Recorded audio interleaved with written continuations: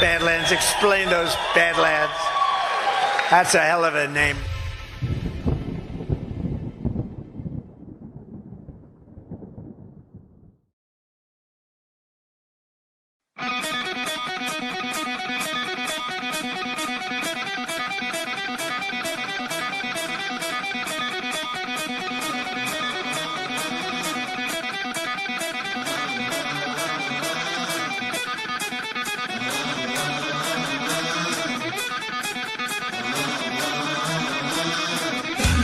All right, good morning, Badlandia. Welcome to Badlands Daily.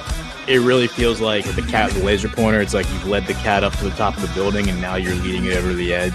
President Trump is rebalancing trade around the world and making things more fair for the American people. I think that anytime the deep state can like overcapitalize in whatever situation they have, they're going to. But the rest of it is a very well organized and well funded color revolution operation of the type they run all over the world again and again and again to destabilize entire society.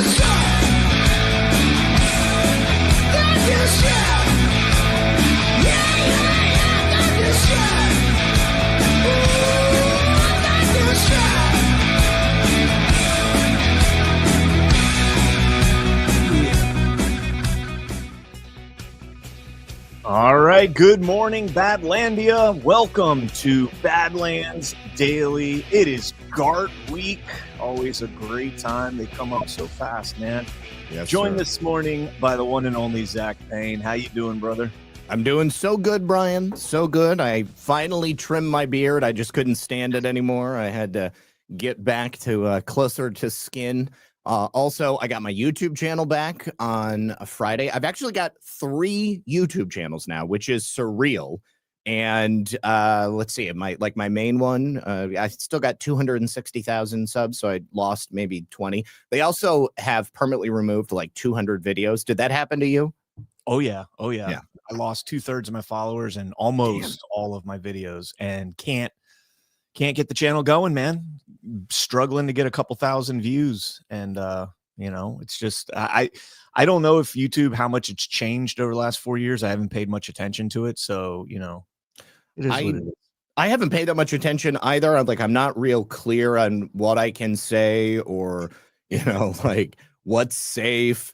I think the biggest takeaway is that I just want to use YouTube in addition to everything else that we're already doing. Like, I will forever be indebted to all of these platforms that were available when my YouTube channel got deleted. And there isn't a snowball's chance in hell that I would ever abandon them or consider, not using them. Like, this is my home base as far as I'm concerned.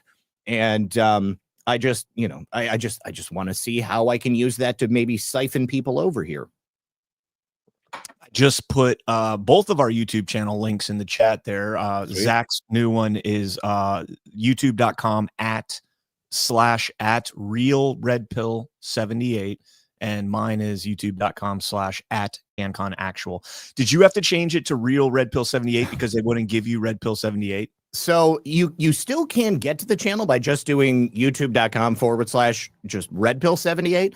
But when I went to go do my handle, somebody else had already taken it. And so, yeah, they wouldn't let me do @redpill78. I had to do @realredpill78. Yeah, I do the same thing. Well, so I didn't even get @CanCon. I got mine's @Can. If I don't put the it's CanCon1 with 1 N. Okay. So totally new, never something I've ever used before. So I went with my Twitter handle, CanConActual, because that's also taken CanCon. So I just went with that. But again, we're rehashing this, but not going to YouTube is doing an injustice to the people that still rely on YouTube for information when we can get information out there. And so I've been doing kind of a recap series where I go through, and today I'm going to be doing another one over there today, based on some of the news we just got over this weekend. Because when we get to it, I don't think there's anybody in the media that's covered it more than me specifically, but me and Ash on Why We Vote and other things. I've written about this, and we'll get into it when we get there. But there you go, at youtube.com/@realredpill78 and youtube.com/@CanConActual. give us some follows over there. And congratulations, Zach. I know that feeling. It's a great feeling. Great feeling. It's surreal. It's definitely surreal. I was shocked at how many people said that they actually got notifications. Like I wasn't really expecting that to happen. And so many people, they were just like, oh my God, I just logged in and you're at the top of my feed. And then also just as many people who were like, man, you need a website. Or like, I didn't know what happened to you in the last 5 years. Like, it's so funny to just to recognize like how many people like went and sought us out when we got banned. And then how many people just like couldn't figure out where to find us. Like, because I had a website, I think you had a website too, didn't you?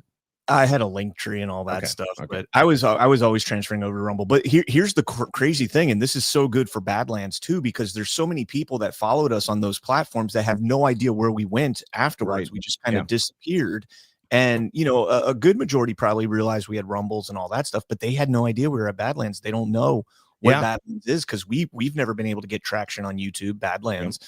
So great opportunity to expand in general. I think this was a huge. This is a huge strategic move that can be, used in a really good way to grow this movement. So I agree. Yeah, that was one of the first things I did. Like, not only have I been over here on these other platforms making content for the last 5 years, but I'm also part of an awesome crew at Badlands Media. You guys need to make sure you follow us over there as well. There you go.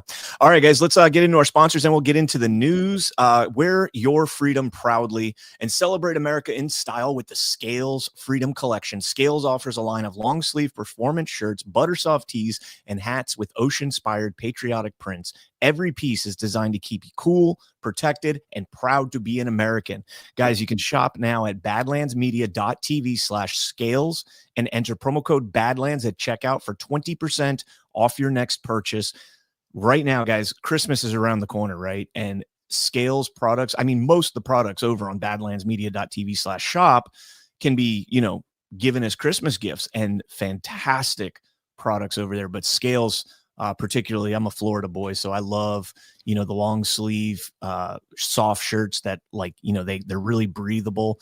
The Gulf of America gear they have over there is pretty badass. So before you type in any of those other .com big box stores, go over to badlandsmedia.tv/shop and patronize our sponsors over there. So, and then let's talk about our friends over at Rattlesnake Meat. We've been trained to buy cheap, fast, and processed, but cheap comes at a cost to your health, the land, the animals. Over at Rattlesnake, they take no shortcuts, no subsidies, just premium pasture-raised beef and chicken that's real, honest, and absolutely worth it. Think differently, eat better, bite back at Big Ag. Grab your pasture-raised meat now. Order at rattlesnakemeats.com/badlands and use promo code BADLANDS. And Rattlesnake Meats is absolutely badass, by the way. Dude, I'm about to hit them up. Their meat is so instantly noticeable difference. I used them for a very long time on Smoking with My Chromies on Y Chromes, and I had to get away from, because they do beef and chicken. I did some pork and stuff like that, so I got away from it for a little bit there. But I'll be getting back into their beef. Absolutely fantastic products. Absolutely. All right, guys, smash that thumbs up if you have not done so already. We did have a Badlands boost real quick. This is from L.A. Lenagle. I'm going to go with Lenagle 4. Thank you so much. $77. Love Badlands Media and Badlands Daily. Thanks for all your hard work. And thank you. First story of the day. Dodgers, back-to-back World Series champs, went 11 innings against the Blue Jays over the weekend to win, I think last night, to win the World Series. And the most important takeaway from this is Canada has still not won a major U.S.-based trophy championship since 1993, when both the Montreal Canadiens and the Toronto Blue Jays won their respective world championships. So, suck it. Scott Bassett was making fun of him too. He did an interview with Jake Tapper, and he made. Hang on, let me see if I can find it. He made some smart comment, and Jake Tapper was like, "That's cold." Okay, hold on. I think I have it. Let me share my screen. I'm no fan of the Dodgers, but if somebody's going to win it, I definitely am rooting for America. No Yeah, matter what. America first. America's okay. Yeah. No, you Okay. can do it. Okay. All right. Scott said, I love this dude so much. We can't hear it. Oh, there you go. As while this deal is going through, the president imposed a 10% additional tariff on Canada because he didn't like this ad that Ontario had put out featuring President Reagan talking about tariffs. The Prime Minister of Canada has apologized to President Trump for that ad. When can we expect that 10% tariff to be taken down? He hasn't put on a 10% tariff. He threatened to put on a 10%. So he didn't actually do it. It hasn't been put on yet. And Jake, this is unacceptable that I read that the Premier of Ontario spent $75 million sending propaganda across the U.S. border via Well, it's Ronald Reagan's own words. Via our airwaves. Via our own airwaves, you know, it's the equivalent of election interference. Nobody likes foreign election interference. Nobody likes foreign governments trying to sway public opinion for their own good. So the 10% tariff has not been enacted, and it might not be enacted. We'll see. I do think it was a big setback for the Canadian government, and this Premier of Ontario should be ashamed. He's probably still smarting from the Blue Jays' loss last night. Well, that's harsh. That's harsh. Oh, that is epic. That is epic. By the way, Scott Bessent, I agree with you 100% that foreign countries should not be influencing our politics. And, I was just watching an ad this morning as I was prepping the show from a particular foreign agent that is influencing our politics. And no, I'm not talking about IPAC. I'm talking about the actual Israeli registered foreign lobby in the United States running ads now on TV. Like I can't understand that one for the life of me, man. What is that? The RJC or something like No, that? it's like the LAPAC. They've got more than a few. Yeah, I think it's called the LAPAC. I don't remember. Okay. I looked it up because I was watching the ad and I'm like, this is pure propaganda. And I looked at the who it was bought and paid for by at the end, and then I looked up the organization, and it's actually the registered foreign lobby or foreign agent of Israel. And okay. I'm sure I'm not picking on Israel, but I'm sure that all sorts of foreign lobbies are doing the same thing. It's just that's the one that's the most prominent, in my opinion, one of the largest funders. But I do want to mention one thing real quick, and then we'll get into the tariffs. But I think we have an obligation to mention this because they are one of our sponsors, and I want to make sure that our audience has the proper information. And hat tip here to Teresa Pagano for putting this out on X. Perplexity CEO Aravind Srinivas warns iPhone users against downloading Comet. And it turns out, guys, so Comet is one of our sponsors. They're phenomenal. I love their browser so much. They're backed by Perplexity AI. Don't download their iPhone app. It is not their app. It is a clone of Comet. They have no idea what the heck any of the, if you do download it for your iPhone, they have no idea, what they can do with that information or whatnot. So that's the only thing. There's nothing wrong with Comet, pplx.ai / I think it's /Rumble. You get a free month of Rumble over there if you guys want to check them out. Love their browser. And I just wanted to point out that they do not yet have an iPhone app. It is in development. So, So I have an iPhone. It looks like maybe the App Store might have already taken it over. There was, and I noticed this when they first released it and we were doing the ads for it, there was an app that was called Connet. And I'm looking at it right now and it's CONET. Maybe they changed the title because they got, somebody caught on to them. But I knew that wasn't it because it was spelled incorrectly either way. Yeah. The article mentioned Cornet. Maybe this is their pivot from Connet to Cornet because the R kind of loops over and looks like a continuation of a beginning of the end to make it an M. So yeah, kind of like corny. Corny. Yeah. Remember that in the what was that was that the Durham report? Well, I mean, there was a whole bunch of different government documents that were speaking about Comey, but they spelled it corny so that when you went and did a FOIA request, you wouldn't be able to find any documents that were responsive. Yeah. So freaking disgusting. So disgusting. Yep. All right. So I promised some tariff talk. Let's jump into this from just the news. While U.S. stock prices stay high amid Trump's tariff trade agenda, European stocks struggle. I wonder why that would happen. Our market isn't really hit, but Europeans' market is. Who would have seen that coming? Over the 6 months since the White House first started applying the new tariffs, the Stocks Europe 600 index of European blue chips has gained nearly 8%, far smaller than the 24% increase over the same span for the U.S.'s S&P 500. From the start of the year to May, the Stock 600 outpaced the S&P 500. And what happened in May that all of a sudden it started to switch around? Well, the tariffs. Quote, the headline news is that tariffs have had a measurable impact so far, but not as big as what had been predicted by most economists back in April and May, says Javier Noriega, chief economist with investment bankers Hildebrandt and Ferrer. Quote, we don't know what will happen over the coming months, but so far, I think the economies have been surprisingly resilient. In the short term, European exporters in sectors directly targeted by the new U.S. tariffs, particularly automobiles, ag products, and steel, have reported falling margins and growing uncertainty. German automakers, whose U.S.-bound exports account for nearly 1/5 of the country's car production, have been among the hardest hit. And I love hearing this. The free ride is over. Yes, there's never been, if anybody here that's ever traveled to Europe, you don't really see American cars over there. No, you not at all.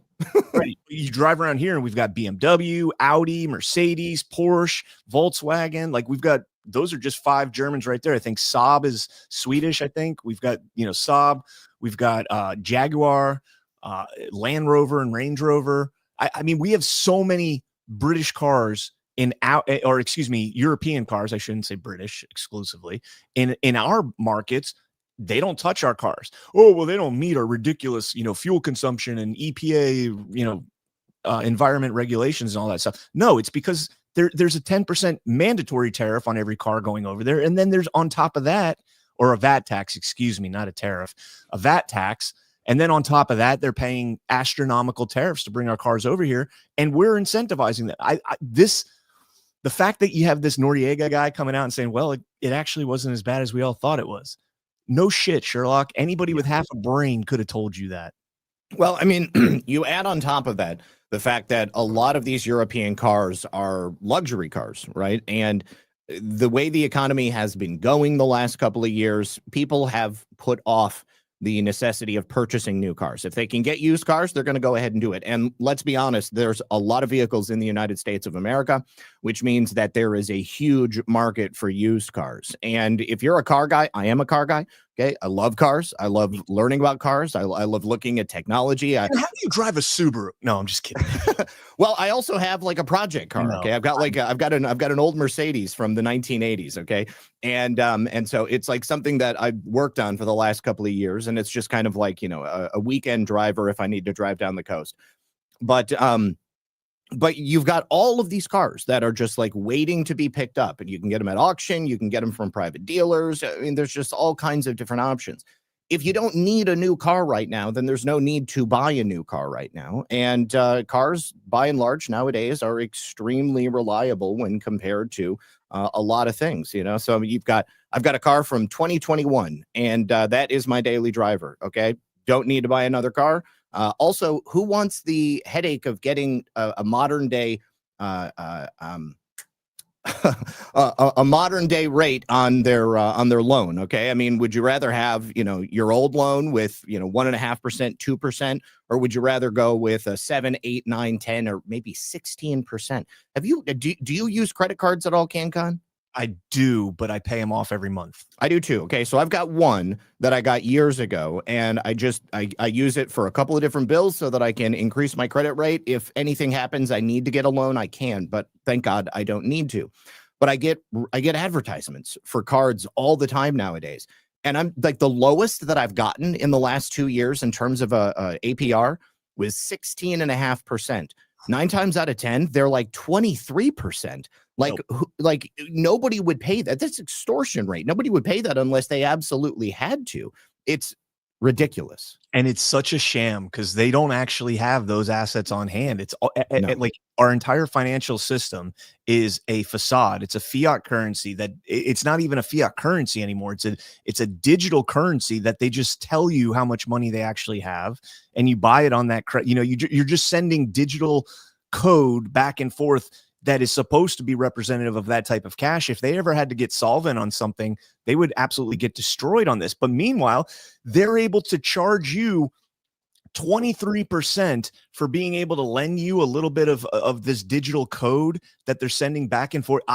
You're spot on, man. And I think, wasn't there a movement? Didn't President Trump try and cap credit card rates, like pass a law? I thought he had proposed Congress passing a law to cap credit card rates at a certain percentage. Yeah, I remember something to that effect, but I didn't necessarily follow it just because I'm not real big in the credit market. I know it's a scam. It's always been a scam. Like, when I first turned 18, this is back in the day, too. So you remember, I mean, we used to get credit cards in the mail with our names already on them. And all you had to do was call the 1-800 number and you would activate it, and boom, you've got like $1, $2, $3, $5,000 in credit you could just use right then. And I was dumb. I was in college. I mean, like, I was working, but I mean, I still needed more money because I had to pay for books and all this stuff. And I totally screwed my credit up when I was real young. And then as soon as I learned my lesson, for years, I didn't use credit at all.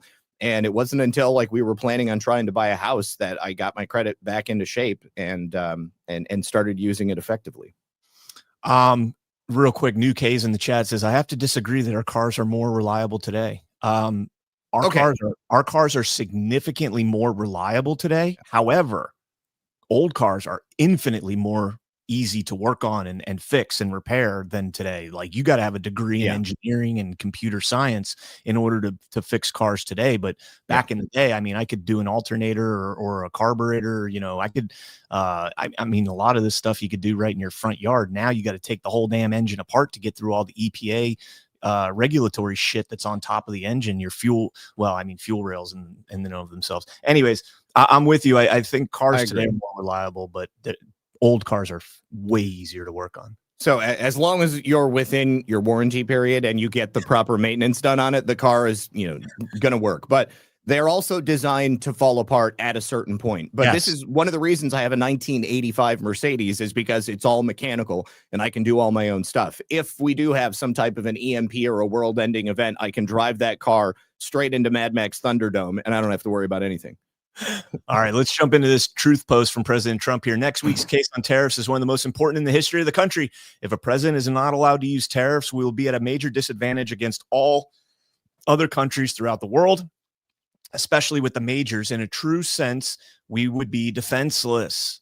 I love that. We would be defenseless. I love that because he's making a suggestion here that wars can end, kinetic wars can end, and we can deal with hostilities through financial transactions. And you'll get a lot more shit done when the banks stand to threaten to lose money rather than being able to fund the military industrial complex and fund both sides of a war the same way we have since, the beginning of big business in this country. Tariffs have brought us great wealth and national security. In the 9 months they have had the honor to serve as president, the stock market has hit all-time highs many times during my short time in office, with virtually no inflation and national security that is second to none. Our recent successful negotiation with China and many others put us in a strong position only because we had tariffs with which to negotiate fair and substantial deals. If a president was not able to quickly and nimbly use the power of tariffs, we would be defenseless, leading perhaps to the ruination of our nation. I love that, the ruination of our nation. The only people fighting us are foreign countries who for years have taken advantage of us, those who hate our country, and the Democrats, because our numbers are insurmountably good. I will not be going to the court on Wednesday in that I do not want to distract from the importance of this decision. It will be, in my opinion, one of the most important and consequential decisions ever made by the United States Supreme Court. If we win, we will be the richest, most secure country anywhere in the world by far. If we lose, our country would be reduced to almost third world status. Pray to God that doesn't happen. Oh man, there's a lot on the line. I tend to think that the Supreme Court is going to rule in the affirmative for us. Okay. I mean, I think that this is already established. This has been established a number of times in the past. And obviously the left, the deep state, to be more specific, has been using their lawfare and the judges that they've seated throughout the system over the last, several decades to try to fight President Trump and the patriots in whatever way they can. I think it's only momentary, and I think that everything is going to be fine. Yeah. I think, and we've talked about this many times, Congress has given away most of these powers. Why? Because they don't want this on their back. They don't want to have to go back to their constituents and run an election or a campaign on some of the tariffs, either implementing them or not implementing them. And President Trump told us in the lead up to his reelection that tariffs was going to be one of your favorite words in the dictionary, right? That's going to be one of our favorite words. And he's exposed, the burden that's been put on the U.S. taxpayer to fund all of this. Meanwhile, every other country in the world is eating our lunch on this. And I mean, this has been one of the greatest exposés that I've seen. And on top of that, the points that he makes about being able to go to the negotiation table, right? Congress isn't going over and negotiating foreign policy and trade deals with G. President Trump is. So, I think maybe when you look at the Constitution, Article 1, Section 8, how, that authority was initially given to Congress. Well, yeah, the world was a little bit different back then. It took months to get correspondence to and from other countries, whereas now it's done in 2 seconds. And so I think the president being able to have that leverage to negotiate trade deals and to negotiate, foreign policy and to, basically stay away from kinetic warfare, instead going to economic warfare, so to speak. I think that's a significant thing, and I think the Supreme Court really needs to consider how society has changed in terms of our in terms of our politicians and how our president specifically is able to work. I think it's a big deal right here. And agreed, 100%. Looks like Ash's dog too. Yeah, he's a Chihuahua, Chi-Chi. Cisco is his full name, but it's Francisco. Cisco for short, Chi-Chi for even shorter. Lisa, I think that Chi-Chi's got to go potty. So you got Chi-Chi and Lily. You guys just love Chi-Chi and Lily. Yeah. The 2-syllable E sound for your chihuahuas. It works. All right, so the shutdown is still raging on. I haven't seen anything about Snap this weekend in terms of like people melting down or anything like that. Have you seen any of these videos? Did anything come of this? I think I saw like 2 videos. I'm generally offline over the weekend, but like Monday morning, as soon as I wake up, I start doom scrolling. And I think I saw like 2 videos. Most of what I was seeing was related to World Series. And also I noticed that my feed on X is now filled up with a lot of leftists. It wasn't like that just on Friday, but I'm getting a lot more people talking smack about the president and the good things that are happening. It's interesting. Bread and circuses. The Dodgers win the World Series and everybody moves on. No, so the biggest thing I saw this weekend was the Trump Halloween party at Mar-a-Lago. I think it was I saw something about that. Okay, he had a Halloween party. Like, I could care less. I mean, plenty of people had Halloween parties. I'm sure a lot of people who were on Snap and EBT also went to Halloween parties. So let's just headline here. Americans blame Trump and GOP more than Democrats for shutdown, poll finds. The independents hold Trump and Republicans responsible for the shutdown by a 2-to-1 margin, according to a poll conducted by the Washington Post and ABC News and Ipsos. Now, I don't buy that for 1 second. We've seen contradictory polling come out from other side where it's the Republicans that are facing this. You have more Democrats coming out and kind of condemning their own party for this. Here's the thing. And Congress, I'm putting them aside from Trump here because Congress can F all the way off. I really don't care what, one way or the other with Congress. But to put this on President Trump, like, these are the same people. I put this post out this morning. These people that are saying this is President Trump's fault. Why are you at Mar-a-Lago? When people are losing their SNAP benefits and 42 million people are going to go totally hungry. Like, you guys were just protesting in the street like 3 weeks ago about no kings. Mm-hmm. And now all of a sudden you want President Trump to take unilateral authority that he doesn't have to somehow fund SNAP? How ironic is that? Story straight, man.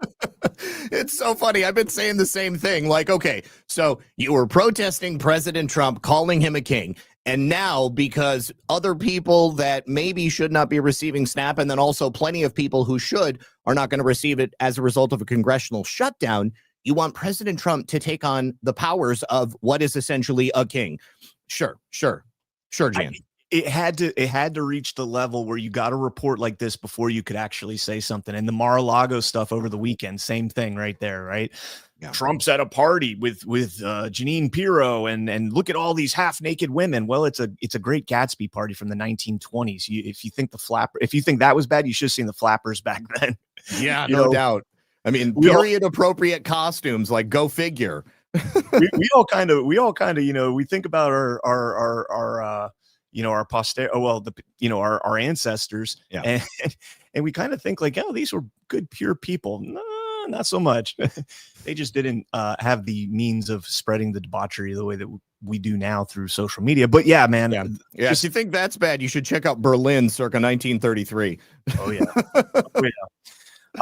yeah. So I just thought that was absolutely hilarious. Keep it shut down. Who gives a shit? By the time they even get this government, quote unquote, back open, or the quote unquote government back open, we'll be right doing this again. I think there's another funding bill that's due in mid-November. So, oh, dude. Yeah, no, I mean, it would be a temporary stopgap to get to a point where you can finally make the next budget. And, I mean, it goes to show that a lot of people can be manipulated.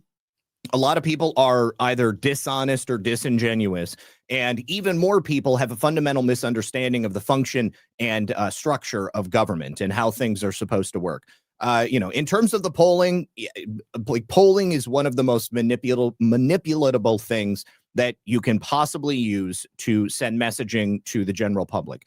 It's all dependent upon who your sample size is, where you're getting those answers from, and the questions that you're asking. Now, I would say, generally speaking, among the American people, there is an overwhelming majority of those people who understand that the SNAP benefits getting shut off are due to the congressional shutdown, and that it has nothing to do with anything but that. I don't know that all of those people understand exactly what the Democrats are asking for, but I think that probably a majority of them do. But there are a lot of people who are getting their news only from TikTok. Those are, by and large, a lot of those inner city people who are only listening to what their party are telling them. And maybe they're tuning into MSNBC and CNN, and they may know about the healthcare stuff that the Democrats are asking for. But I think that the people who know simply don't care. They don't mind, because they want as much money as possible to go to these illegals, and they don't perceive them as illegal. They perceive them as people who have rights to everything that we produce. And a lot of those people also have lost cheap help as a result of people leaving the country, or, getting picked up by ICE or leaving voluntarily. And those are the same people who tell you that Americans won't do the work that illegals were doing. They might not do it for subpar wages, but I think that the majority of Americans want to work. I mean, people want to get out there. What really affects me most is the kids that are going to be affected by this, and then the people who are on SSI or disability, who otherwise have no other way to get food. Like, normally they might be able to go to a soup kitchen, they might be able to go to a food pantry, and now you have federal employees that are competing with these illegal aliens, that are competing with people who maybe are manipulating the system, competing with the people who desperately need the help that this program is supposed to provide. And I am surprised that things did not go bad over the weekend. But, early days, Brian, early days. Well, it's 3 days without food, and they, these people, they probably still have some money left on the card. So until that, but I'm with you. I got a little reserve too. Yeah, well, yeah, dude. I mean, the obesity rate among SNAP beneficiaries is quite a bit higher, on average with non-SNAP. But I agree with you that you can't just cut these people off cold turkey, a lot of them, but there does need to be a way to root this out. And Trump's new work requirement just kicked in on Saturday from the One Big Beautiful Bill. So, I've been saying, I hope maybe perhaps we see like a new, like, give them this month, but tell them, hey, you've got 30 days to re-register for SNAP. Like, we're going to, in 30 days, yes, we're dumping the database everybody that's on there has to re-register. There's new work requirements. You have to acknowledge that you are complying with these work requirements. You got to prove your citizenship. Let's do all this. Let's do it. Fund them for another month. Everybody that's on it right now, 42 million people, fund them for the month of November. With what money though? Well, well, that's a great point. Trump, President Trump is going through the courts right now to figure out how we can do this. The courts have ruled he has to use a contingency fund. Lower court has ruled. Lower court, exactly. Yeah, lower court. So there's still an uphill battle in doing this. But President Trump has said that he wants to fund it. He just needs to know. He needs the courts to tell him how he can do it, which is absurd to me. The executor of the United States needs the courts to tell him, but that's whatever. But yeah, let's get the dump. December 1st, if you're not re-registered, you don't get paid. And if you're not a U.S. citizen, you don't get paid. And if you've been mooching off SNAP for 20 years, you're not getting paid. And let's get rid of the debit cards too. Let's go back to the coupons. Yeah, I think that would be great. Yeah, I mean, I suppose that the decision to go to debit cards and move away from the actual physical coupons was probably an effort to stop people from like selling them, making it more difficult for that. But I mean, these people that are doing it, I mean, they just go to the store with the people that they're selling it to. They buy their groceries and then they get cash. Or maybe, there's a lot of people also who are drug addicts and they receive SNAP. And so like they'll just give their dealer the card and then they have like every month they've got an automatic credit that they can just go ahead and pick up from them. How much do you think, because I see in the chat, Marcy Serve says Shipwreck says that the number one soda is the number one SNAP food. I agree. And Hell's Bay says only 34% of SNAP households it scrolled up. Only 34% of SNAP households have children. 28% working age people had income in 2023. That was kind of unrelated. But in terms of the soda thing, she did back when the SNAP thing first kind of kicked off, like maybe 2 or 3 months ago, maybe a little bit more than that. Ship had done a segment about how much money Big Soda makes off of SNAP. We're talking like $4 or $6 billion, somewhere around there, $4, $5, $6 billion a year off of SNAP benefits. And how much do you think the government subsidizing people? Okay, because think of it this way: we know that the amount of money the government will pay to hospitals and doctors and service providers in Medicaid and Medicare is what drives up healthcare costs. Yeah. The exorbitant cost of healthcare in the United States is directly correlated with the government saying, okay, we'll pay that, right? Because we have pharmacies that if you're a non-insured person, you can go in there and get pharmaceuticals for a fraction of the cost of what the health insurance companies and Medicare and Medicaid will pay. It's a whole Good RX is a great thing to use. Mm-hmm. Yeah. So I wonder how much the same effect would have on grocery costs if we were able to cut down how much the government is subsidizing grocery costs. Because 42 million people, I mean, you could probably cut that number at least in half of people that genuinely need it. So yeah, I was wondering how much, I think for prepackaged food, it might make more of a difference than like, healthier, fresh food. But even like just regular fresh food, there is a lot of processing that goes into it. I mean, you've got like coatings and treatments that are done. Fruit and vegetables are irradiated to kill microbes so that you can ship it for longer distances and it won't go bad as quickly. But yeah, I think for prepackaged food, it would probably make a huge difference because they can count on that $4 to $6 billion every single year. I mean, those types of food should not be on the list of things that people can use. Also, you shouldn't be able to use it for DoorDash or something, to get delivery sent to your house. I mean, I think that even among like delivery for groceries, it is questionable whether or not people should be able to use SNAP for that because you're already paying a premium for that food on the app. Okay, then you've got to pay for the delivery fee. They're also going to ask you for a tip. I think that it does better for people to physically go into a grocery store and to figure out how to budget. I mean, you look at things and you're adding it up. I mean, for me, again, when I was younger, I didn't know how to do any of this stuff. I mean, like I might have went to the grocery store with my mom, but I wasn't necessarily paying attention to the price of things. I saw the way she was shopping. And I mean, and when I had to start doing that for myself, when I moved out of my mom's house, I mean, like it was something that I took very seriously because if you didn't do it in a responsible manner, then you wouldn't have money for all of these other things. So, I mean, it was always about trying to make sure that you're getting as much food as possible that is going to give you the best nutrients possible, and that is not going to be a waste, So, I mean, like buying prepackaged food like that, that's definitely a quick way to use up all your benefits very quickly. Yeah, I've said many times that SNAP should be limited only to certain items, and all of those items should be whole food, organic, not organic, but whole food, like actual food products, not packaged, not box store shit. Like, they say if you want to be healthy, shop around the perimeter of your grocery store. Don't go into the middle aisles. Oh yeah.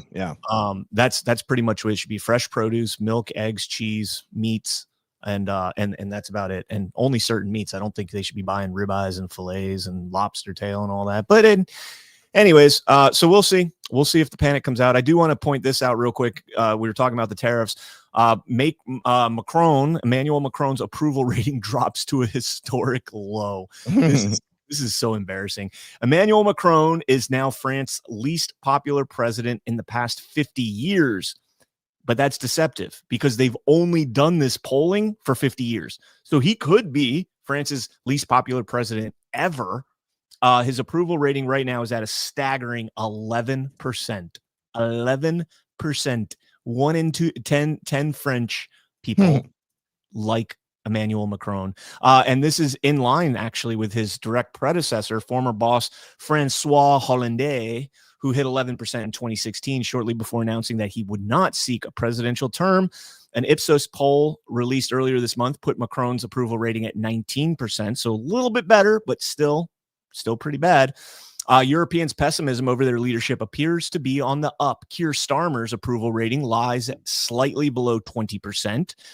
German Chancellor Friedrich Merz recently hit a low of 25%. And it's not looking good for the European globalists right now. Did you see that Brigitte Macron was listed in the French tax database as Jean-Michel?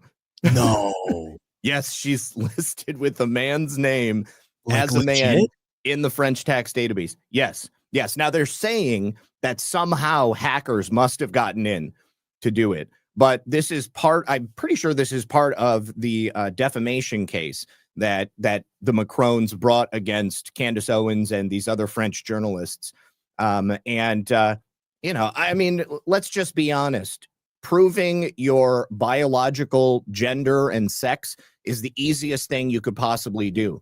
You just give a DNA sample of the smallest amount, scraping of skin cells, and they can check your chromosomes, and they're going to be able to tell you right away who and what you are. You don't have to take a picture of your junk or anything else. You just go ahead and do it scientifically, and there you go. Boom. But the tax database is actually one of those things that can be legally used to determine someone's gender. That is epic. So there goes there goes the lawsuit against Candace Owens. What was the movie with Jeff Goldblum as Ian Malcolm, Jurassic Park? Yeah. How do you know if they're all boys or girls? Do you go out there and lift up the dinosaur skirts? I know what that reminds me of right there. Those were the days. To be honest with you, I don't care whether or not she's a man or a woman. What I care about is she's a pedophile. I think you're absolutely spot on. Yeah. I mean, she was in her 30s and Macron was 15 when she started courting him. Yeah. And she had children his age that were in his grade, a daughter, I believe. Oh, yeah. Man. Oh. Yeah, totally. I mean, now, here's the thing, though. In France, the reason nobody makes a big deal out of it is because, like, that's totally legal. Like, it is. Like, that's, like, totally permissible over there. Oh, which seems counterintuitive. It is obviously not appropriate anywhere else. I mean, except maybe the Muslim world. Holy crap. I never knew that, man. Mm-hmm. That's disgusting. All right. Let's jump into this story here. Radio Free Asia, after 29 years, RFA is on pause. Good riddance. Due to uncertain funding, Radio Free Asia is not delivering news to our audiences for the first time in our history. Yay! I could see the European, the Asian nations waking up today like, nothing beats the smell of no American propaganda in the morning. Napalm in the morning. Okay. And make no mistake, authoritarian regimes are already celebrating RFA's potential demise. I love that. Authoritarian regimes, according to who? With the world's only independent Uyghur language news service shuttered, China's propaganda will fester without a potent and effective accountability check. China's campaign of forced assimilation and erasure of Tibetan culture and language will be underreported. China's regime of intimidation and suppression of pro-democracy activism in Hong Kong will be underreported. Without RFA Mandarin, why not an Asia fact check lab? Independent reporting and fact checking in the most widely spoken of all Chinese dialects is severely diminished. Without RFA in Vietnam, the communist regime has a total monopoly on information disseminated to more than 100 million people. In Myanmar, where later this year the military government is staging long-promised elections, largely condemned as a sham, there will be no RFA Burmese journalists scrutinizing the junta's promise of a free and fair vote. And without RFA Korean, 26 million North Koreans, isolated by their repressive regimes, war on free speech, and a free press, will lack a critical link to independent information. American propaganda is slowly dying. Well, actually, back when the government reopens, which I think is fantastic. The government shut down, and we are literally shutting down the propaganda machine. Hell yes. Beautiful. Beautiful. It's all a good thing. Anyway, A lot of work to do yet, but hey, I'll take it one step at a time. Absolutely. Speaking of the Myanmar's junta and the sham elections that they're allegedly going to have over there, we got some elections coming up tomorrow here in the United States. Yes, and we do. Got a lot of talk about it. Just the News put this out. Bloomberg formally endorses Cuomo in New York City's mayor race against Mamdani and Curtis is it Sliwa? How do you say his name? Sliwa? Sliwa, Curtis Sliwa, something like that. Yeah. So New York Times has the polling out. This is going to be the last poll, I believe, before the election. Oh, man, this is so bad for New York. Well, it's good, but it's bad. So this is interesting, though. This is interesting, though. And I think we could see. So just according to these polls right here, Mamdani is up anywhere from 7 to 16, 26 points. Emerson College has him up 26 points. Ooh, man. Now, where the hell you see 26 points there? I didn't see 20. I see 18. No, right here. Emerson College, the last one. Oh, shit. You're right. Yeah. 26 points, but he's at 51 and Cuomo's at 28 and Sliwa is at 21. So, but here's the problem. So New York has ranked choice voting. And so with these three candidates, you know, the Cuomo vote, I don't know. I think the way ranked choice voting works, for those that don't know, is you can pick up to 5 candidates and you rank them. It's the most stupid thing. And if your state is considering ranked choice voting, do everything in your power to stop it. Everything in your power to stop it. Bad news bears. Right. But here's how it works. So you get to pick the top, 5, I think it is in New York. You rank them. And after the first round of voting, if nobody has gotten 50%, then the lowest candidate drops. And all the people that voted as that candidate as their number 1, they now resort to their number 2 vote, and it gets attributed to the candidates. And then you see, again, has anybody gotten over 50%? If not, the lowest candidates dropped. And then you go to the third pick for those people, or the second pick for those people. And so I think there's a possibility that if Sliwa does not get over the finish line, is not the second place candidate, that more people that voted for Sliwa will have a second candidate, and that will be Cuomo. Right. And so I think there is a chance that Cuomo could win this. And if that's the case, be prepared, man, because if you see, this is going to be the ranked choice voting monster machine used against the populist left. And I know we don't like Mamdani. I'm with you 100% on that, but he is the populist candidate right now in New York City. Or at least that's the facade they're putting out there with AOC and, other, squad members going out there and endorsing him and everything. That's and the establishment is getting behind Cuomo. You see Bloomberg. That's why I played the Bloomberg clip there. You're seeing the establishment back Cuomo. You're seeing the populists backing Mamdani. Use this to push back against ranked choice voting, because they're going to be up in arms if Mamdani, wins the first round 46%. And doesn't end up winning overall because the Sliwa vote goes to Cuomo. We'll see what happens. It's going to be interesting. Well, good luck getting rid of ranked choice voting. I mean, once something like that gets implemented, it's a lot like appropriations, right? I mean, politicians are looking for more power. They are not usually interested in relinquishing that power, or relinquishing control, I think is perhaps a better phrase to use. Green Ozone says Cuomo and his titty rings. Oh my God, bro. I was just looking at that meme the other day. I was like, what are you doing, Andrew? Like, oh my God. Like, first of all, why ever? Like, why? I mean, I suppose I can imagine, you know, make up some fan fiction real quick about why Andrew Cuomo would be interested in getting a procedure like that done. But I mean, how old is that dude? Like, He's at a gotta be certain in his 70s. gotta be, man. Like, I mean, at a certain point, like, just like God. How old was he when he did it? He's 67. 67. Good Lord. I don't know. All right. Dude's a trip. Dude's a kinky trip. Let's jump into this story here from Just the News. Another, and this time it's Republicans don't agree with this. Louisiana lawmakers okayed delayed elections in anticipation of SCOTUS ruling. Lawmakers approved the April 2026 primary, moving the April 2026 primary to May, and the May runoff to June.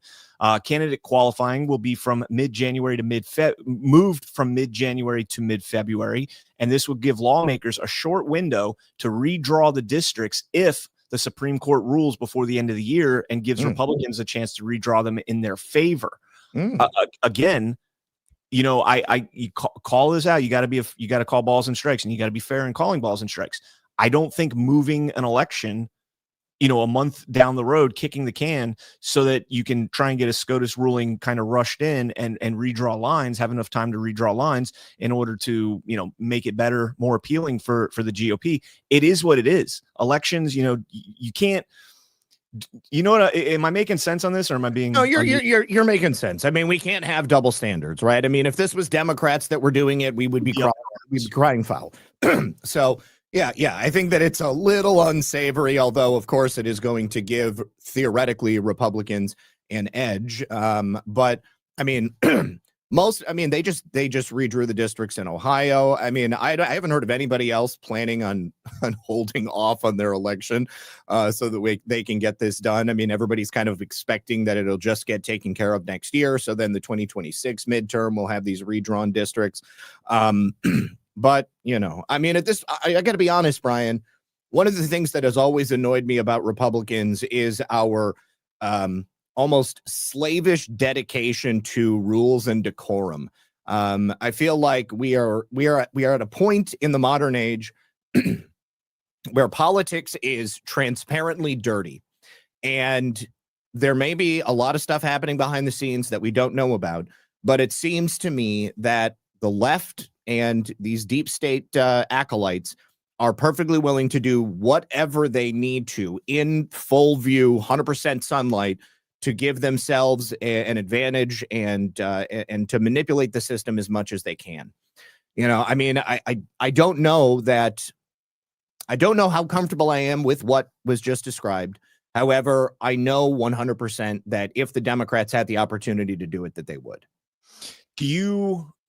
And real quick, while I continue this, I just want to poll the audience, and we don't do this too often.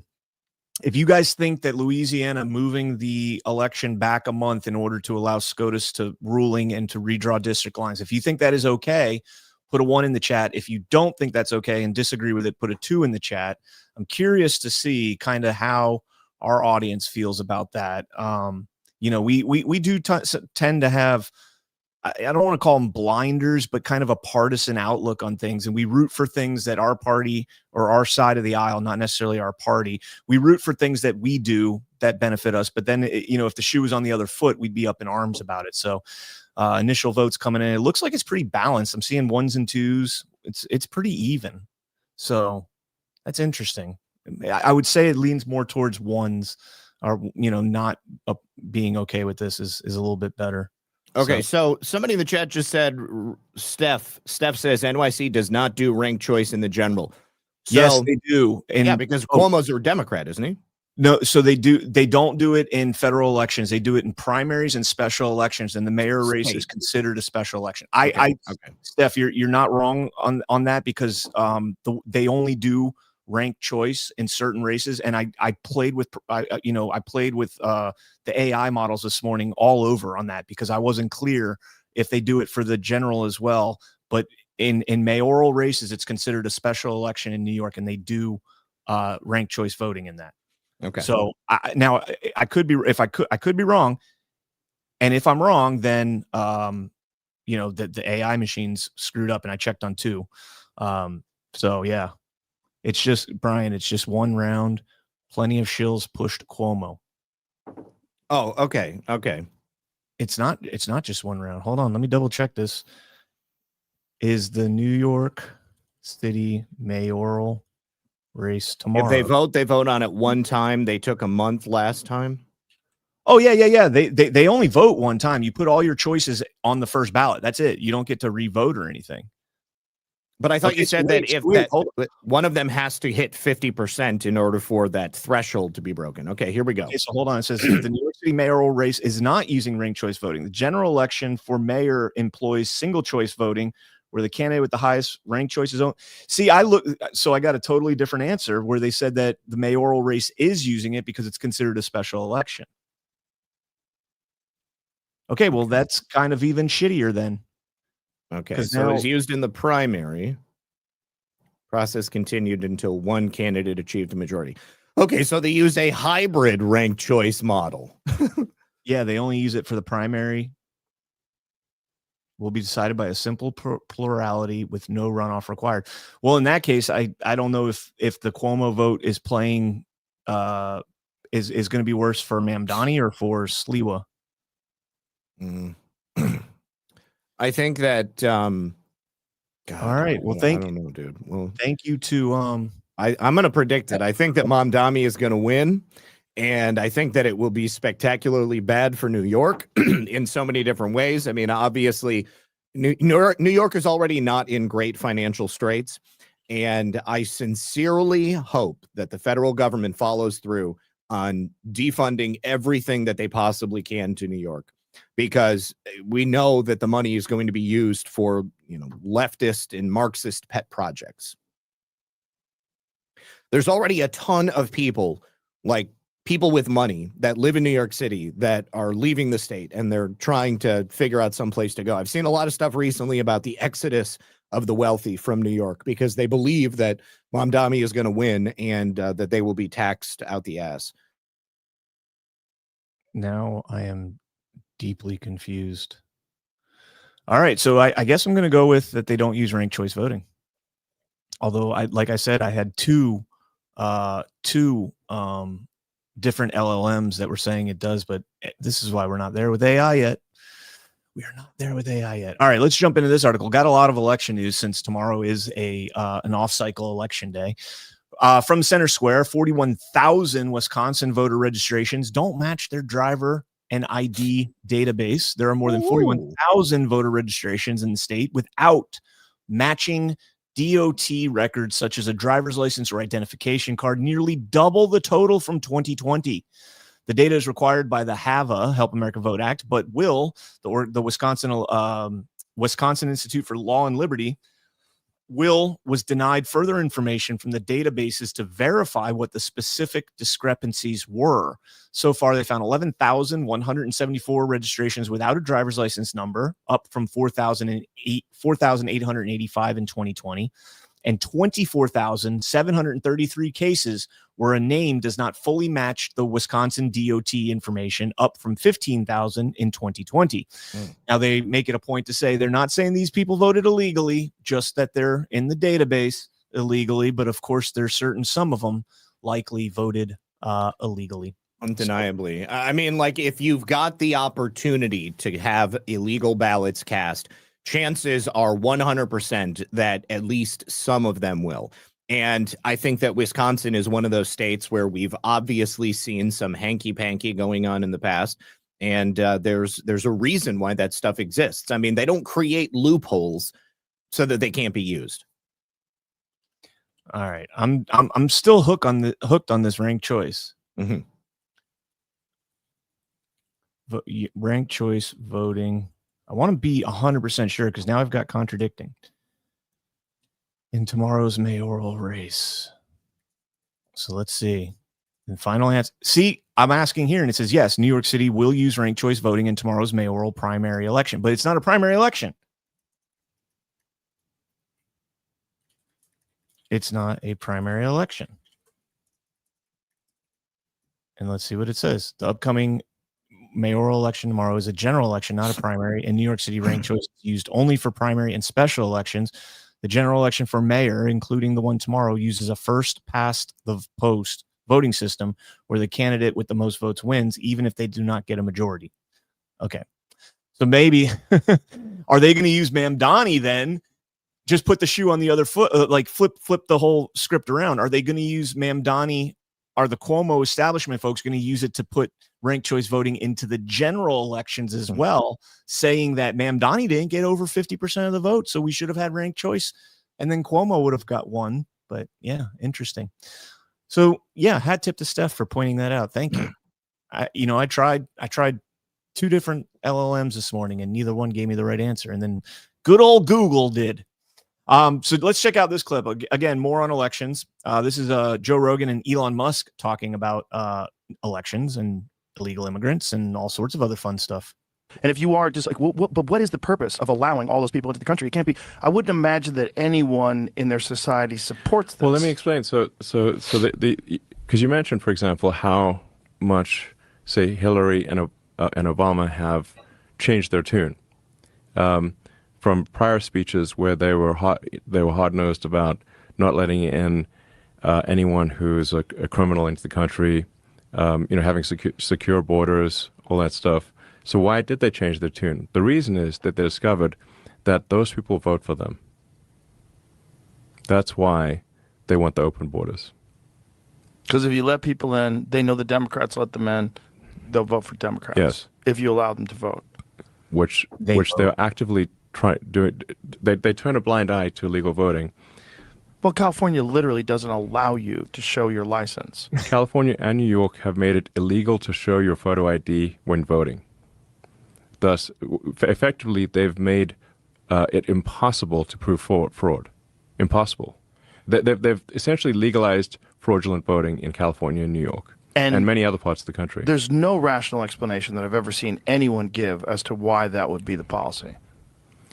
Unless, I mean, this is, and they don't mention automatic voter registration and how corrupt that system is. When you look at, Wisconsin, now I'm not saying that those people, the 41,000 on there, were motor voter, but California gives driver's license to illegals. Yeah, you can get a driver's license if you're an illegal alien in California, and not only that, you got to remember there's 20 to 25 million people that are green card holders legally in the United States that have not just, social security numbers for tax purposes, but they have access to driver's license and everything else.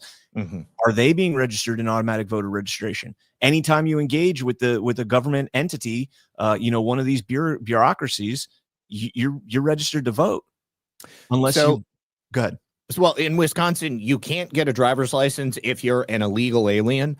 But if you're a legal resident, so if you've got a legal status and you also have a social security number, you can get registered to vote. And so it's not going to discern between whether or not you're an American citizen or if you just happen to have the right documents. And we know that a lot of those people that came through, specifically like the ones that were from Cuba, Haiti, Nicaragua, there was like a huge slew of countries that the Biden administration gave preferred access to. And they immediately let them come in with status, and then they gave them social security numbers so that they could start working. And theoretically, any of those people would be able to get a driver's license in the state of Wisconsin, and they could automatically get registered to vote.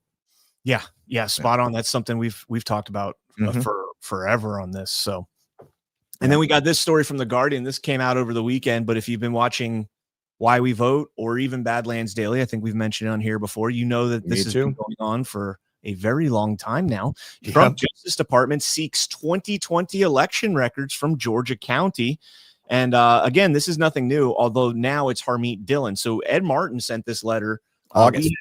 In August. We had Cleta Mitchell on Why We Vote, and she kind of dropped that bomb that Ed Martin was requesting. He sent a letter to Judge McBurney demanding the access to the physical ballots in Fulton County. We know that the state election board, if you've read any of my articles and are reporting here, the state election board in Georgia subpoenaed not just the ballots, but also the envelopes and the stubs, which is very important, very important. And so I'm gonna be doing an episode after Alphas Make Sandwiches over on my platform in between the Badlands production in this afternoon. So if you guys want to check that out, I'll be getting more in depth on this. But let's read this section here. To justify its request, the Justice Department cited a provision of the Civil Rights Act that requires election officials to retain election records, and gives the Attorney General the right to request them. The law requires records be retained for 22 months after a federal election, a period that has long elapsed since the 2020 contest. Yeah, but what they forget to mention is that there's an injunction on the ballots in Fulton County specifically because the 22 months was not adequate for all the litigation to be dealt with, because they've been pushing the litigation off more and more and more. I talk all the time about Garland Favorito's case is more than 1,200 days since it's been ordered back, or since he filed it, and it's been like 3 years, I think, since the Supreme Court kicked it back down to the lower courts, and they still haven't put a hearing together for it. They refuse every single time they call one. They mysteriously reschedule it the day before or the morning of. Yep, they just canceled another voter GA hearing, and this was, I believe, this was unrelated to the 2021 case, but they just canceled another one last week out of the blue. No reason, no justification, just the day of the hearing. This thing's off. We don't want to have this over our head.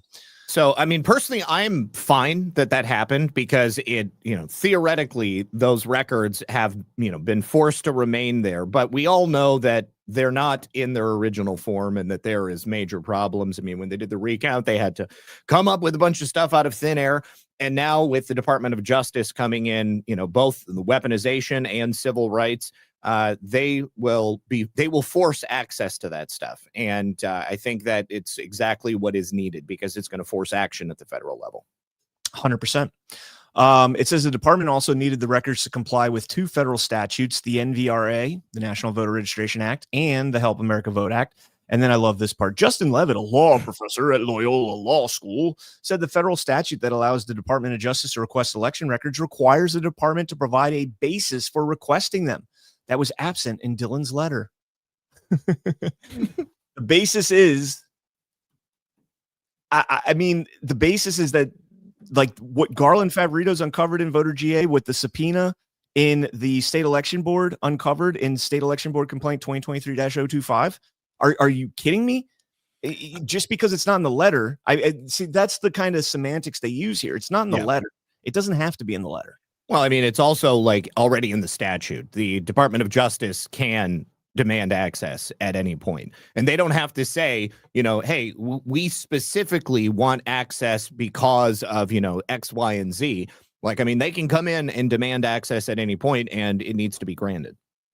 Yeah. And, and when Marjorie Taylor Greene sent the request for a formal investigation to the formally sent the request to the DOJ for an investigation, I think that was back in early September. It was when I was in Minnesota with John. So I think that was like September 5th or 6th or something like that. She outlined the reasoning for it. So you already have, this is just the DOJ following up with MTG's requests. And so, it's fine. They're trying to do everything they can to put out propaganda to try and distract you from what is actually being done and what needs to be done, and the compliance that we need to see from Georgia. So I'm going to go more in depth on this this afternoon. So check that out. And I do want to play this clip. I don't know if you guys saw this 14-minute segment that Bannon did. The Gateway Pundit published it, as several others have published it. Man, it was absolute fire. But I'm going to play the back end of this, Bannon talking about Fulton. And you're telling me in a warehouse in Fulton County somewhere in Georgia sits the receipts and the evidence that they stole an election and that 5 years afterwards we're going to send a letter and play by their rules? If the Trump revolution shows you anything, is to hell with their rules. If Trump played by their rules, he would have finished 16th in a 16-man race in the primary back in 2015 and 2016. There was also a segment. Let me see if I can find it real quick. Yeah, I think this was it. So this is just a side note, and I'll let Ash get more into this on. I'm sure she's going to talk about it on Alpha Make Sandwiches this afternoon. But have you heard her talk about Nevada? Oh yes, I have actually. Yeah, we talked about it on Friday night. Yeah. Oh, okay. So you did talk about it on Friday night, dude. Yeah. That was so. There's a long rival between Ash and I about the pronunciation in Nevada. It's Nevada. You say Nevada. It's Nevada. She says Nevada. She says Nevada. Again, I talk about the origin of the word. It's a Spanish-derived word, and there is no sound in Spanish. It sounds like all the Midwesterners that talk with their noses plugged. I'm just kidding, guys. I love all my Midwesterners. I'm a Packer fan. No, but now that fight is put to bed. We don't care anymore. We are calling a truce on this because Nevada is wholly illegitimate. It was literally created to get Lincoln to win in 1864, to win the election. That's nuts, man. It is nuts. And for me, it's a semantic argument that is really unnecessary. I feel like people get so bent out of shape. It's like the news anchors who will like pronounce Spanish words with a exaggerated pronunciation, and who cares? Like, you're an English speaker, just say it. Yeah, we're just messing around. She always plays the clip of Trump saying Nevada Nevada, and where he says don't ever pronounce it the other way, and then I play the clip from a while back where he says Nevada. So yeah, check out this brief segment here, which kind of hits on that. There's no more. Once you vote, you vote. Because the people in the earlier days, the craziness of the 18th century, the 19th century. Where they had a couple of 3 contested elections. Hell, the elites in this country stole it from Andrew Jackson. That's why Jackson's like Trump. They said, oh, my God, these crazy populists are coming. No, we got to stop this. They stole a couple 3 back in the 19th century. They knew that it was so out of control. That's why they had the thing, and they couldn't change the Constitution, so you finally got the Electoral Count Act of, 1887. And that says, it's quite clear that in the Constitution. It goes to the House of Representatives. Why? The House of Representatives is kind of like the House of Commons, not the House of Lords. Because at that time, particularly the senators were selected by the state assemblies in states. The direct election were by members of Congress, members of the House, I should say. All right, so we can kind of pause that there, but bringing up kind of the 19th century, the inception of the Electoral Count Act, even going as far in Jackson. By the way, it's not lost on me that Jackson hangs up in the Oval Office now, and that he was the last president, I think, to bring the national debt down to 0. He was the last president to do that. Nobody's done it since him. Yeah. Go ahead. You want to comment on that? Well, I did see that clip over the weekend, and I can totally appreciate the argument that Bannon's making there. I think it ties into what I was saying earlier. The rules have already been thrown out the window. Like, this is a life or death battle for the future of this country. And as we are now in a position to potentially turn the thumb screws in a way that we have not in the past, I think that we need to use every tool at our disposal, because if we don't, these people will rise up again in the future, and they will continue to battle us until they're able to take the upper hand again. Now, if I also may, Brian, how would you feel if people started pronouncing Florida, Florida? Because the origins of the word Florida, it's La Florida. It's land of flowers in Spanish. You sound like an Italian when you say that. La Florida. La Florida. That's how the Spanish people down here pronounce it. Well, okay. I don't know. Florida. I don't care really. Either way, it doesn't matter to me. We pronounce it Florida down here. Florida, yeah. Sofla. The interesting thing, if you go back in history and look at the time period that Bannon's talking about right there is, not only do you have the 3 contested elections he's talking about, the 1864 Lincoln thing where Nevada became a state to get him across the finish line. And what did that do? That ends up bringing in, the Reconstruction or the, amendments, the 12th, 13th, 14th amendments, and then the snowballing from there. But you go to 1912, and that's another fascinating one where, Woodrow Wilson wins that election, ushers in the Federal Reserve. We all know who that goes. Woodrow Wilson, going back to the Mamdani thing, won with, I think, like 41% of the vote. He didn't get over 50%. And the reason he didn't get over 50% is because Teddy Roosevelt ran as the progressive, whatever it is, party, which at the time was he was a fracture from the Republican Party. And I think it was Taft that ran against them, the 3 of them. Taft was wildly against the Federal Reserve. Harding before Wilson was against the Federal Reserve. But Roosevelt fractures the vote there, splits the vote with Taft, and gets Woodrow Wilson across the finish line. Woodrow Wilson plays out his term, and then who takes the reins from there? Teddy Roosevelt. And what does Teddy Roosevelt get? He gets his face on Mount Rushmore for literally being the divide that ushered in the Federal Reserve in 1912. Yep. God, our history is fascinating when it's told in an honest fashion.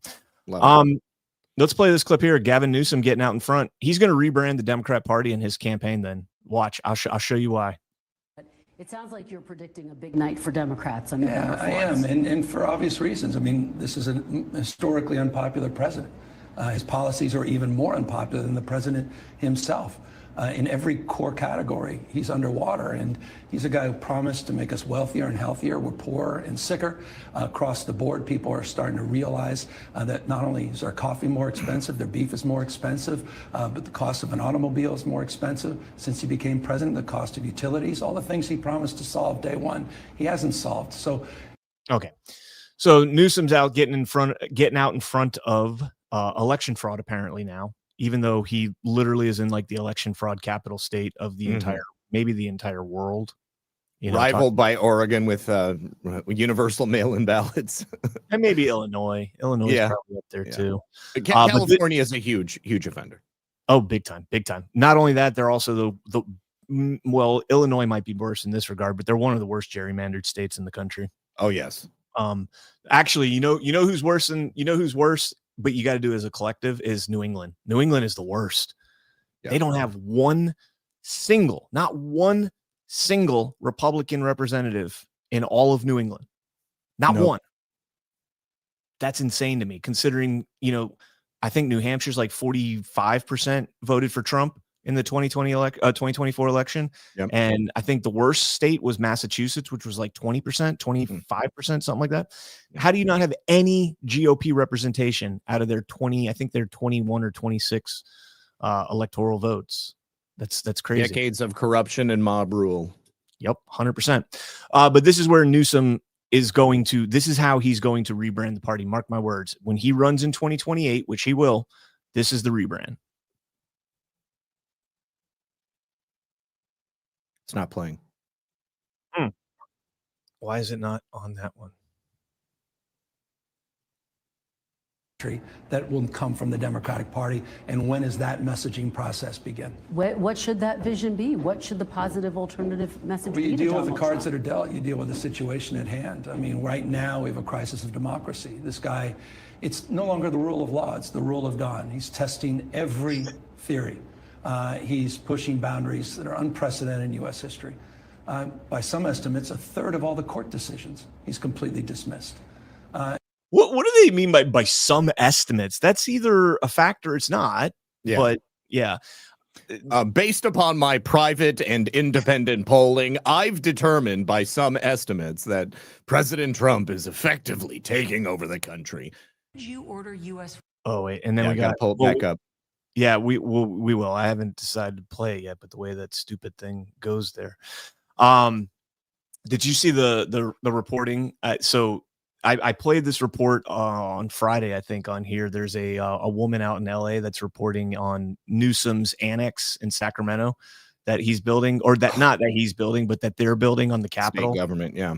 Yeah, and like the absolute like shadow government that's running that operation, NDAs and all sorts of stuff, obfuscating the taxpayer from knowing where that money's going, how it's being utilized. That's just, and then he sits there and is criticizing Donald Trump, saying that he's, you know, the rule of the dawn, as you're literally creating NDAs in your own state that keep transparency from the taxpayer. Over $1 billion, I believe, spent so far. And even Gavin Newsom doesn't have full access to the information or understand exactly how those tax dollars, well, allegedly, how those dollars have been spent, and, you know, how much more money it's going to cost. Yeah, it's completely hypocritical. I mean, like, that is a burden to the taxpayer. I don't know if it's necessary. I would hazard a guess and say that the way it is being built is totally unnecessary. It's a giant grift. And what we're doing at the White House is completely privately funded, and it will be an asset for the American people. It'll also stop the United States government from having to rent out additional space if or when they have events that need to take place at the White House. So here was President Trump sat down with 60 Minutes last night. Got a couple clips from that. And what a difference in how President Trump responds to this question to how we previously saw it responded to. Would you order U.S. forces to defend Taiwan? You'll find out if it happens. And he understands the answer to that. Why not say This it? never even came up yesterday as a subject. He never brought it up. People were a little surprised at that. He never brought it up because he understands it. And he understands it very well. Do you mind if I ask, when you say he understands, why not communicate that publicly to the rest of us? What does he Because understand? I don't want to give away. I can't give away my secrets. I don't want to be one of these guys that tells you exactly what's going to happen if something happens. The other side knows, but I'm not somebody that tells you everything because you're asking me a question. But they understand what's going to happen, and he has openly said, and his people have openly said at meetings, we would never do anything while President Trump is president. Because they know the consequences. Okay, there we go. So I just absolutely love the way, like, President Trump just chalked this whole China-Taiwan thing up as a nothing burger. Like, Xi is acknowledging, like, it didn't even come up. Like, something that we've heard, you know, during the quote unquote Biden administration, Zach, we heard the China-Taiwan thing like almost every day. It was like, one of these days you're going to wake up and Nancy Pelosi flies over to Taiwan and a bunch of these other people fly over to Taiwan to show their strength and unity with the Taiwanese people. And she's like, yeah, it's all bullshit, man. It's not really. So, I mean, CBS and the mainstream media want Donald Trump to say something that they can then use to attack him. You know, if he says we're going to, you know, retaliate against China if they invade Taiwan, and then China sets foot on Taiwanese soil and we don't, well, then they attack him for not being strong enough. If he reveals anything, then, oh, Donald Trump is now giving away our military secrets. I mean, there's just so many different ways that they could spin it. But he's perfect. I mean, you don't need to broadcast all of your moves. I mean, if you do that, then the enemy is going to anticipate it. And this way, behind the scenes, diplomacy is working in the exact way that it's meant to. There are private conversations that take place between leaders of different countries, and those private conversations do not need to be divulged to the entire world. And by comparison, I said, what a comparison from the last quote unquote administration. I want to highlight this one of the most shocking, and I think that this clip right here specifically needs to make its rounds again in all the discussions about the auto pen and Joe Biden's cognitive ability and how cogent he was. This clip right here needs to make its rounds again. But would U.S. forces defend the island? Yes, if in fact there was an unprecedented attack. After our interview, a White House official told us U.S. policy has not changed. Officially, the U.S. will not say whether American forces would defend Taiwan. But the commander-in-chief had a view of his own. So unlike Ukraine, to be clear, sir, U.S. forces, U.S. men and women, would defend Taiwan in the event of a Chinese invasion. Yes. Like, how did people not, you know, this isn't a bigger story especially right now with everything going on with the auto pen. Like 60 Minutes played a clip over the quote unquote commander in chief, the quote unquote president of the United States, you know, the guy that runs the White House. He is the final say. And he answers a question a certain way, and they dub it over and say, well, actually, the White House says that he's not telling the truth. He's wrong. He's wrong about this. Yeah. And that's not our policy. Last I checked, it's his policy, not the White House policy. It's supposed to be his policy. I mean, that's the biggest indicator right there that he was not running anything. Let's jump into this clip here. And again, we played this, I think, on Friday, but we got an update on it. So this is the Thomas Special thing. And Badlands actually got, I think, the first interview that Thomas Special has done since this event here. And just play a couple minutes of this here. And, you know, my biggest takeaway from this, and I don't know if you have any insight on this, Zach, but my biggest takeaway is Brennan's body language, man. Oh, yeah. Like, this dude is just so uncomfortable. A man who is a spy, trained in spycraft, you know, trained to be able to control his emotions and everything else. And he is just squirming on this. You're not going to be at the after hours. I got to take my chance now. I was at the DNI when the first ICA was released regarding water cyber now. Influence on the 2016 election. I was there. I was working in the NIM. I read it. I also was involved in setting up the principals committee meeting that took place in December that resulted in President Obama directing a more fulsome, because I understand the difference between a cyber ICA and a total whole of government ICA intelligence collection on Russian involvement or influence in the election.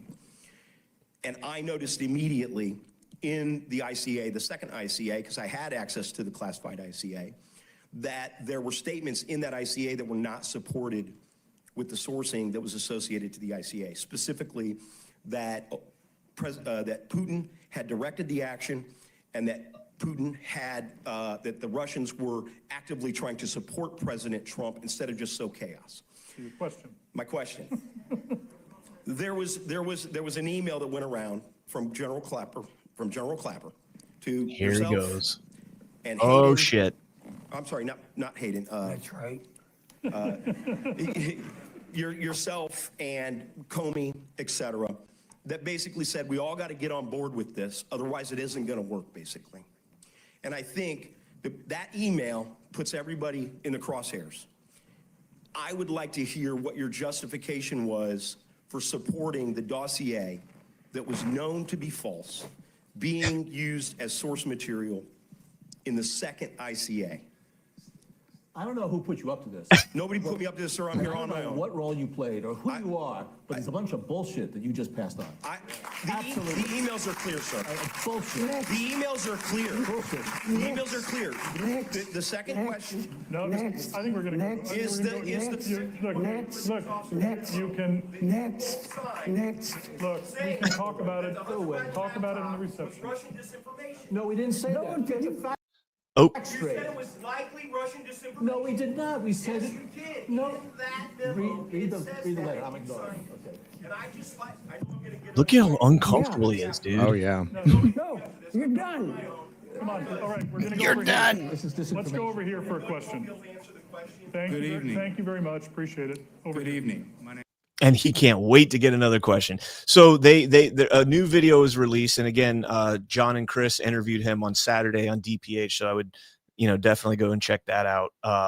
And here was the follow-up question in the lobby. Oh, yeah, pull it up. I forgot. Got to do that there.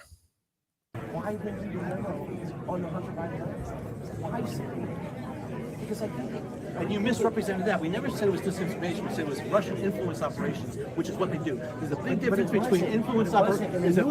No, you don't know that. Yes, Comey knew. Comey knew. The literature said it had all the hallmarks. All the hallmarks. So, and the guys there correcting him, all the hallmarks of Comey, Brennan's lying there. Yeah. They didn't call it a disinformation operation. They said it has all the hallmarks, or they did call it, a disinformation operation. They said it has all the hallmarks of a Russian disinformation operation. Natasha Bertrand, to be fair, is the one that went and made it a definitive that they said it is Russian disinfo. But thought that was fascinating. That'll kind of segue into the next segment. Did you like you're the guy on this kind of thing? Do you have any insight on this? Yeah, I mean, I saw that early on Friday, and I thought that it was a fairly illuminating response from John Brennan in both of those interactions. You know, I mean, based upon the introduction that we got to Special, it seemed pretty clear that Brennan would have remembered him in some respect. I think that his body language indicated that as soon as he started speaking, he knew that something was up, and he got very uncomfortable. Hayden got very uncomfortable as well. As soon as he connected Hayden to it, Hayden was like, no, I had nothing to do with it. And he was like, that's right. Yeah. And so Brennan knows that he is in legal jeopardy as a result of what he did. And for this guy who was there, who witnessed the whole thing go down and was, asking a pretty reasonable question, Brennan got extremely uncomfortable. And then in that second interaction, when he got up in his face, making physical contact, I mean, like, he was pissed to be called out in that way. He's nervous. Brennan is very nervous. 100%. Yep. Again, so John and Chris interviewed Thomas Special for, I think, probably like 45 minutes or so on DPH on Saturday night. So go check that out. Let's get into this post here. This was on Halloween night from Lindsey Graham. It is now clear that my official and campaign phone records were subpoenaed by Jack Smith. Worse, a judicial gag order was issued prohibiting me from being informed of the subpoena for at least a year because Judge Boasberg believed that if I were informed, it would lead to witness tampering and destruction of evidence. That is legal slander. I would like to know the factual predicate for issuing the gag order. My carrier, Verizon, was extremely irresponsible by complying with this subpoena and should have followed AT&T's example and declined to turn over the records because it is a violation of the speech and debate clause of the U.S. Constitution. And then Mike Benz put this out. Here are the 3 criminal charges that Bondi could immediately arrest Judge Boasberg for over the Arctic Frost scandal. And those are the deprivation of rights under color of law. And I think Ash and I talked about this one, I think on Wednesday, although it might have been on Why We Vote, but I think it was Wednesday. Judge Boasberg willfully deprived U.S. senators of their statutory rights under 2 U.S.C. 6628 to receive notification of legal process seeking disclosure of Senate data. Number 2, obstruction of proceedings before Congress. The gag order obstructed the Senate's ability to exercise its oversight function. And then number 3, conspiracy against rights. Boasberg conspired with special counsel Jack Smith's office to infringe upon the Senate's rights. And I'm pretty sure, let me see if, it's right down here. If you look at the actual law, this was posted by Sean Davis of the Federalist. 6628 prevents data carriers from informing the Senate of collection of its data. And it says shall not be barred through operation of any court order or any statutory provision from notifying the Senate office of any legal process. So Boasberg went above 6628, which specifically says that the courts cannot do that. They cannot put a gag order on a company, not allowing them to notify the Senate that their data is being sought. Mm-hmm. This is getting really spicy in that regard. I really hope the DOJ takes action because it's necessary at this point. I mean, it's quite clear that Boasberg is not acting within the law. Boasberg was acting on behalf of other interests, shall we say. Yeah. And there was something last week. I think it was Byron Donalds that was going after Boasberg. He said he was going to impeach him. I mean, I think... what's his name? Biggs said he was going to impeach him. I mean, there's a number of people who are working on that. I think that an impeachment would probably make its way through the House, but a removal in the Senate is highly unlikely. I think that the best way for them to go about this would be to, first of all, defund the DC District Court. We should disband it entirely. And each of those judges that have been acting outside of the boundaries of the law need to have charges brought against them, but they're also in violation of their ethics clauses. And simply for that doesn't require an impeachment. They can be removed for that. Yeah, I think we're starting to see the foundation being laid. Well, we've been seeing it for a while, but I think we're really starting to see some movement on how to clean up the courts specifically themselves. And you had to have all the cases that have led up to this, the massive number of lawsuits, the decisions going, whichever way they went, kind of highlighting this. And Boasberg was highlighted a lot early on in this administration. Oh, yeah. Most of those cases have widely gotten out of his court now and onto the appellates and the Supreme Court. But he was like in the news almost every day. And he was also the FISA, the chief. I think he was the chief judge on the FISA court during Trump's first term, during all this stuff. So Boasberg is, you're going to see a lot of news with Boasberg's name in it. A lot more news, I should say. From Newsweek, real quick, we'll cover this more tomorrow with Gordon. I think it's tomorrow. It might be Wednesday. I think Gordon and Ash might have switched. I think they did switch, actually. Okay. So we'll cover this more with Gordon on Wednesday. But satellite shows U.S. warships positioned for possible strikes in Venezuela. ESA's Sentinel-2 satellites show the USS Iwo Jima and her Burke-class destroyer escort heading westward after being spotted off the coast of Grenada over the past few days.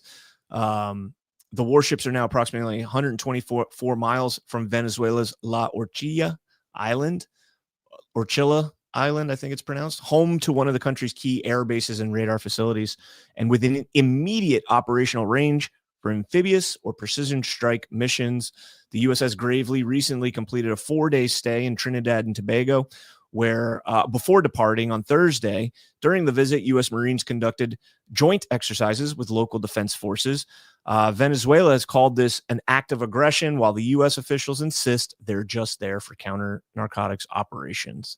And I'm leaning much heavily towards that. If you haven't been following Gordon on the Venezuela thing, it's really interesting. Like, Gordon has done so much research into Maduro specifically, the cases he's brought, what he's been doing to the drug traffickers in Venezuela. Same with Gustavo Petro in Colombia. So I highly recommend that. Yeah, definitely check it out. And then this won't be the last story. This is one of the last stories here. Box office massacre. Hate to see it, Hollywood. Couldn't happen to a better group of people. October revenue falls to 27-year low, excluding the year of the pandemic. Domestic box office revenue for October 2025 is expected to come in at roughly $425 million, the worst showing in 27 years, excluding October 2020, where they only made $55 million. And that's all I care about with Hollywood. Let's see. We'll jump into this story here. Department of Homeland Security put this press release out. 8,000% increase in death threats against ICE law enforcement as they risk their lives to remove the worst of the worst. Assistant Secretary Tricia McLaughlin said, quote, our ICE law enforcement is now facing an 8,000% increase in death threats against them while they risk their lives every single day to remove the worst of the worst, from bounties placed on their heads for their murders, threats to their families, stalking and doxing online. Our officers are experiencing an unprecedented level of violence and threats against them and their families. Make no mistake, sanctuary politicians are contributing to the surge in violent threats and assaults of our officers through their repeated vilification and demonization tactics, including gross comparisons to the Nazi Gestapo. This violence against law enforcement must end. Agree wholeheartly. Yep. All right. I think that's going to be it. So this will give me a little bit of time extra here to get Y-Chromes ready. But Zach, what do you got coming up, brother? Well, I've got my show at 5 p.m. on my channel, and then we've got Baseless Conspiracies tonight at 10:30. And then, of course, this week we'll be at GART in Cocoa Beach. Looking forward to that. I will be live tomorrow, and my shows will not be regularly scheduled on Wednesday, Thursday, and Friday, but I will be back on Monday. All right. And yeah, great point. Before we get into Rumble Rants here, let's play that GART promo. Here on the sun-kissed shores of Cocoa Beach, where the ocean meets the horizon, the Great American Restoration Tour continues on November 6th through the 9th, 2025. Badlands Media gathers patriots like you, not just to talk, but to rebuild. From truth-telling panels to unbreakable bonds, we're restoring the soul of our nation, one conversation at a time. This is the heart of the Space Coast, where the rockets defy gravity and dreams touch the stars. Feel the thunder of innovation that powers America forward. Together, we're not just healing the past, we're blasting off into a brighter tomorrow, a future where truth prevails, families thrive, and America leads once more. Join us in Cocoa Beach. Get your seat or your virtual stream pass now at badlandsmedia.tv/events. Launch is imminent, and you don't want to miss this liftoff.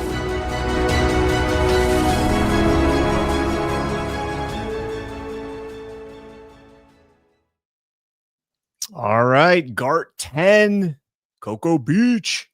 It's also going to be the Marine Corps' 250th anniversary birthday on November 10th. We're going to celebrate it there, so I'm looking forward to that. Of course, I'm looking forward to seeing all of my fellow Badlanders and my Badlands family. Can't wait to see all you guys. I think my mom's actually going to come to one of the days. I think she'll be there on Saturday, so I'm looking forward to that. Very cool. Very cool. Yeah. And we've got all our panels and everything laid out. It's awesome, man. I can't wait. Lee Walden, we only got one rant today. Lee Walden, good morning, CanCon and Zach. I've known Curtis Sliwa for at least 40 years. He's the founder of the Guardians and on the front line of crime prevention in New York. Very bright patriot, just so you know. Thank you. If you have contact with him, we'd love to have him on tomorrow morning to talk about the election. If you can do that, get in touch with me, Lee. I know I think we have DMs on X, I think. Yeah, sure. All right. So I saw Mags asked about the show, and I just realized I have a game tonight at 7 p.m. and I don't want to do a show like that over Badlands shows. So I'll probably do it tomorrow afternoon, after like around 4:00 tomorrow, just before Badlands Book Club. So jump over to youtube.com/@CanConActual. And also youtube.com/@RealRedPill78. Follow our new channels over there. But stay tuned here to Badlands. You got Y Chrome's coming up in about an hour and a half. Daily Herald will also be at the same time, followed by Alphas Make Sandwiches, Baseless Conspiracies tonight. Zach, of course, won't tell me what he's talking about, so I'm not even going to ask. You'll have to tune in. Oh, the conspiracy is the conspiracy. I've got a 3-hour drive ahead of me to GART, so I'll catch up on all that stuff on that drive. So. Oh, yes. Yeah. I think we're going to be leaving early. We've got an appointment to get the dog's nails cut on Wednesday morning, and then we're going to probably leave early and head there so that we can get a chance to hang out with everybody. Very cool. Jackie just said they're having Michelle from Tamarack Gardens on Alphas Make Sandwiches today, so be sure to tune into that. Ooh, good 3 stuff. PM. It's the lesser of the gender specific shows, but it's a good show. The lesser. It's definitely prettier than the male version. Definitely better looking group over there. So, all right, guys, thank you all so much for tuning in. God bless. Have a great day. Peace.